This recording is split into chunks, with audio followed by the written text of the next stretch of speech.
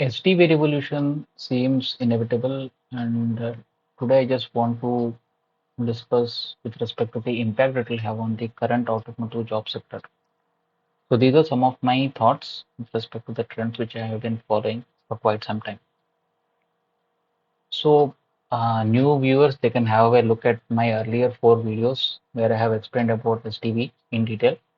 But as this video has to be short, I will just summarize quickly. So software-defined vehicle can be considered as phone on wheels.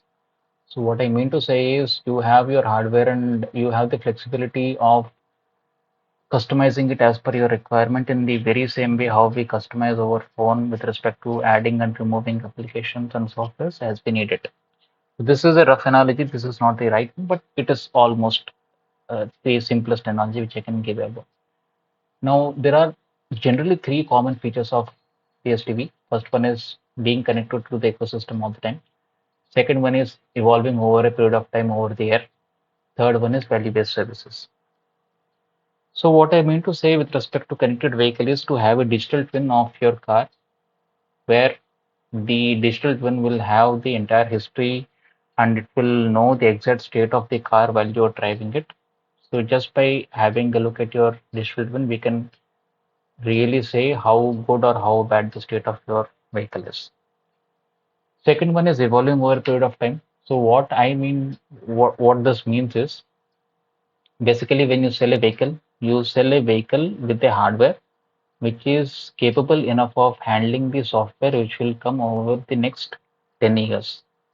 So one classic example which I can give about is the Tesla Autopilot, where when the guys at Tesla they have shipped the vehicle with the hardware so that it can handle the machine learning algorithms which will be coming into the vehicle over the period of the next 5 to 10 years. So you ship the hardware with the capability so that it can handle the software. It will come over a period of time. So this is with respect to evolution over a period of time. Third one is value-based services. What I meant to say is going forward, the OEMs will have another stream of income which will be subscription-based revenue model where the revenue will be coming in for the OEMs over the lifetime of the vehicle. So some of the services which I can think about is predictive maintenance, range extension, one pedal driving, vehicle analytics, etc. So to enable all of these, basically there will be a disruption in the way the hardware, the vehicle hardware will be. So on your left hand side, basically you can see the traditional distributed architecture where you have each ECU for each module like braking instruments, drive, everything. But if you see on the right, basically you have a supercomputer, you will have another redundant supercomputer and you have zones in the car and there are smaller ECUs which are basically connected to these zones. So you have an extremely high power computer which will be running the show for the future vehicles. So the software architecture of the SDV will be as follows. So if you can see the left-hand side image, you can see the hardware platform, which is basically the hardware, and you will have a digital chassis on top, which has been properly explained on the right-hand side image, where you will have a vehicle abstraction layer, car operating system, you will have a management layer, and you have the application layer. So the hardware platform and digital chassis are the vehicle, and you have an exact digital twin of this on the cloud. Now, what happens with this is basically there is a strong decoupling of hardware and software. So that is one advantage which will be seriously explored by all the OEMs and other third-party vendors. Now, if at all, now think about the interoperability of applications. Now you can see there are two phones. So one is a OnePlus phone and another one is a Samsung phone. And but the reason why I took a OnePlus and Samsung is both of them are Android phones. And now you have an app, which is an Angry Birds app. Now, if I have to run this app, the app need not be written once for the OnePlus and second for Samsung, it is the same application which will be running on both these phones without any problem. The reason why it is able to happen is you have a uniformity with respect to both of these phones, which is nothing but you have the same way you call both the signals in these particular phones. The reason why this would happen is you are using the same Android phone. So you are using the same Android OS. So if you see in Android, doesn't matter which version of Android it is, the way they name the signals are standard throughout. Throughout in the sense like the name with which you call the camera, the name with which you access the gyrometer parameters XYZ, the name with which you basically access the accelerometer readings XYZ, the naming is same. So the same Android application, the Angry Birds, can run without any problem both in Android 10 and Android 11 as well. Now think about having this kind of technology disrupting the shared mobility space across OEMs. What I mean to say is, right now, if at all you have to book a car, what you do is you are at a junction and you basically want to go to your home. You open your phone, you click the Uber app, you look for a vehicle, and it is like, say, 2 or 3 kilometers away, and you have to wait for 10 to 15 minutes. But you know that there are a lot of vehicles on the road, they go on the same direction, and basically these guys can even drop you. That is possible. But you don't know that whether he is going to that direction or not, and you even don't know whether he is interested to take you in or not. Now imagine a situation where you have 2 or 3 different cars in front of you, one being of one OEM, maybe Volkswagen, second one being Fiat, third one being Toyota. Now say all these 3 cars are SDV enabled cars, and all of these three are running a same application in their phone. For example, let us suppose that is Uber itself, and you have the Uber app in your phone. So now when you now one among this driver basically is going to his home, which is on the way to your home. So when you are looking for a vehicle, now in this point of time, you need not wait for the vehicle, which is you need not wait for the Uber driver who is 3 kilometers away from your home. You can just get into the car, which is right in front of you, as long as it is okay for the driver of the car, who is basically driving just to his home. So with this, basically what happens is the OEM, which is say Fiat, is sharing the information with the Uber application saying that this guy is also going to the same location because he has put the navigation on for his home, and he gets a cut from the revenue which is generated. You being going to your home have allowed another guy to join you, so that gives you a small income stream for yourself, and it even saves a lot of time for the actual customer who need not wait for 10-15 minutes to for the vehicle to arrive. He can just hop into the car which is right in front of him. This is one very crude use case which I could think of, but this is the advantage because you have the same application which will be running in Fiat, in Toyota, and in uh, any other car of Volkswagen without having any adaptation to the application. Very similar to how it worked over here. So for this to happen, basically all these OEMs must agree with the same naming convention across all OEMs. So there are actually some groups which are actually pushing for this particular change. So Covesa is one such group which is basically trying to push for this particular change across the OEMs, where they want all the OEMs to have the same naming convention across.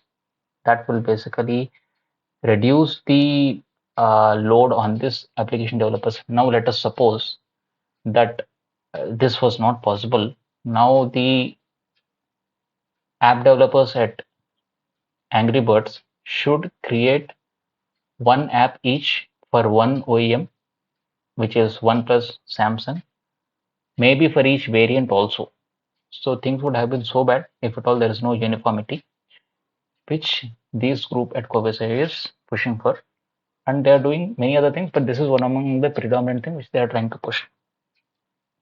There are two other groups basically, which is Eclipse SDV group and Sophie group, which are also pushing for SDVs and the blueprints, the architectures, and leaders from many companies. I just have put a small snapshot over here. There are a lot of companies who are actually working in with these groups who are actually pushing for some of the uniformity across the industry for enabling SDV in the vehicles. Now, with this being said, what will be the technologies which will help us enable SDV? Now, a lot of cloud technologies will be coming onto the automotive space. So it could be orchestration platforms, it could be microservices and containers, container runtimes, vehicle connectivity, cybersecurity. There are many of this, but there will be a problem. The problem being these cloud technologies must be adapted for the automotive environment. So the reason why I'm saying this, the container runtime which is available right now is just QM. It doesn't qualify for any SL rating. So you so it has to have the uh, it has to maintain these standards so that it can be SL rated. And there is no orchestration platform also, which is basically SL compliant. So these are some of the modifications or improvements which has to be brought in into these softwares so that they can run on automotive. These softwares were not built traditionally for the automotive use case, but they are actually seeing a lot of use cases in the automotive space, because of which there will be a major overhaul with respect to the code base of this particular applications.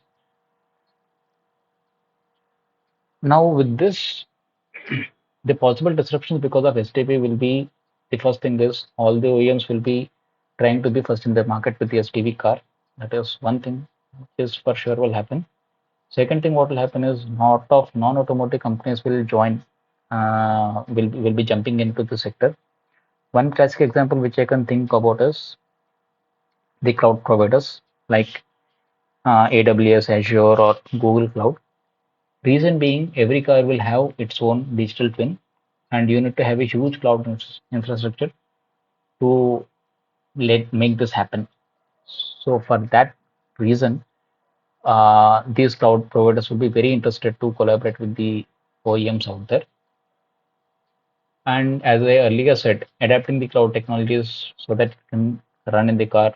That is, you are talking about real-time performance to be able to run any restricted and constrained cloud, constrained hardware requirements, maybe with respect to RAM on, with respect to CPU, having the functional safety, maintain the functional safety standards, SL compliance, and all these things. The other parameters could be also to have a secure and stable connection at the same time, the car being secure from the hackers. And few other points could be to have a CI/CD pipeline out there so that most of these modules evolve over a period of time and that too very quickly. So these are some of the possible disruptions which will happen in this space. Now, what is the impact which will happen? So the impact which will happen is um, high performance computes will be the standard which will be out there, because of which it will kill the business of lot of suppliers which are out there.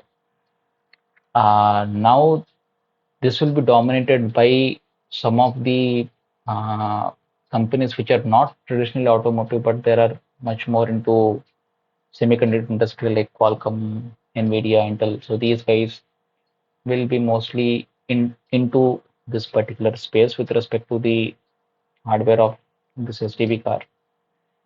The second thing which will happen is because of lack of funds, because the world will be moving towards SDV, the OEMs out there will be more interested to explore the SDV possibilities rather than investing money in the traditional issues like ABS steering and all. because of which there will be a scaling down on the size of the team which are out there. So say there is a division of maybe airbags where there are 1,000 people who are working on it. Maybe this team size will be scaled down from 1,000 to maybe 200, 150, something in this range. So these are some of my assumptions. I'm making my assumptions based on some of the articles out there and some of the discussion which I have been hearing on some of these open source communities and all. The third one will be a revenue model which will be application centric. So one good example which I can think of is, say I own a Samsung phone. The cost of this Samsung phone is say 20,000 rupees. And now say that I have taken a Netflix subscription, which basically runs only in my mobile. So that comes for 200 rupees. So say I use this Netflix subscription for the next 4 years. So it is like you 200 rupees per month, 12 months in a year. So that is somewhere around 2,400 rupees and 4 years. So it is close to 10,000 rupees. So you have bought a phone which is of 20,000 rupees and you have spent 10,000 rupees on an application which basically runs on the phone. So Samsung was able to, so the phone which I bought, Samsung, that was a one-time transaction where I have paid them 20,000 rupees outright and that's it. So Samsung didn't get any revenue out of it during these 4 years, but the applications which were running on the Samsung phone are able to get money from me, recurring money from me every month. So this kind of revenue model will also start coming on the software defined vehicle. So because of which most of the shift will happen from the traditional automotive work to the applications which run on this particular SDV and the platform which is necessary to to get this running. So one upskilling of upskilling to the latest technologies will be very much needed for the existing automotive users or automotive engineers because a lot of non-automotive technologies will be coming in. And at the same time, if at all you are very rigid with one experience or maybe one technology, then that might be a bit risky. So it is better you kind of upskill yourself. Um, One example which I can think of is if you are a model-based developer, which is a normal skill uh, in the field of automotive, uh, might not, it will be there, but will there be a lot of job openings or will there be a lot of opportunities for these guys? Might be doubtful. This is one uh, part of the automotive technology which I think might be impacted because I was a model-based developer 4 years back, so I can relate to that. So there is a bright spot also. Bright spot, how it will be is like there will be huge demand of engineers with automotive background in lot of non-automotive companies because the non-automotive companies don't will not have that much expertise with respect to ISO 26262 standards or with respect to function safety or with respect to AutoSAR or many of this, and they want to be in the game and they want to be part of this SDV journey. So for that reason, people who have the experience with automotive and who are able to upskill themselves for this particular SDV revolution will be in very good demand. And I would suggest even to keep an eye on some of the open source communities which I have discussed about and be flexible enough for trying out new technologies and maybe even new programming languages like Rust as well. So these are some of the possible disruptions which will occur because of the software-defined vehicle revolution. So so this entire video is with respect to my observations and my assumptions which I made observing this industry at least for the past 1.5 to 2 years in this SDV space. So these are my assumptions, and I'm not saying that this will happen 100%. So I guess these are my thoughts, and I leave that to you whether you would like to take it or you would like to leave it. Thank you for your time.